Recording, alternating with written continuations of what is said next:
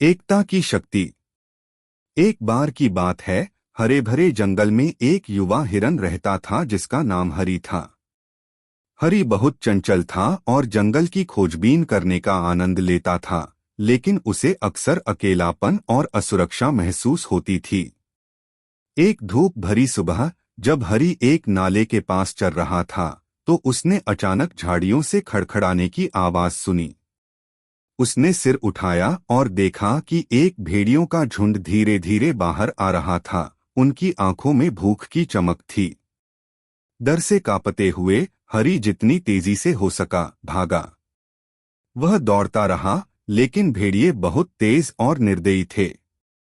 जब उसे लगा कि वह अब और नहीं दौड़ पाएगा, तभी उसने देखा कि पास में कुछ हिरन चर रहे थे। हरि जल्दी से उस झुंड के पास भागा और चिल्लाया, मुझे बचाओ कृपया। भेड़िए मेरे पीछे पड़े हैं। हिरनों के झुंड ने एक दूसरे को देखा और सहमति में सिर हिलाया।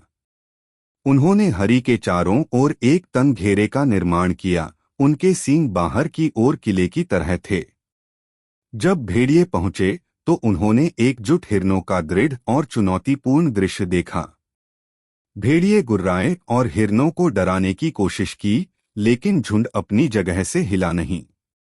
जब भेड़ियों ने देखा कि वे हिरनों की एकता को तोड़ नहीं सकते, तो उन्होंने महसूस किया कि उनके पास कोई मौका नहीं है और धीरे धीरे जंगल में वापस चले गए, अंधेरे में गायब हो गए।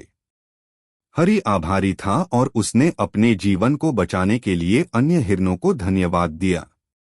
झुंड के नेता ने मुस्कुराते हुए कहा, अकेले हम कमजोर हैं, लेकिन साथ मिलकर हम मजबूत हैं। याद रखना, एकता हमारी सबसे बड़ी ताकत है।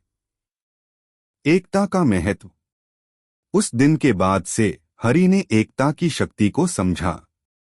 उसे कभी अकेलापन महसूस नहीं हुआ, यह जानते हुए कि वह एक मजबूत और एकजुट समुदाय का हिस्सा है।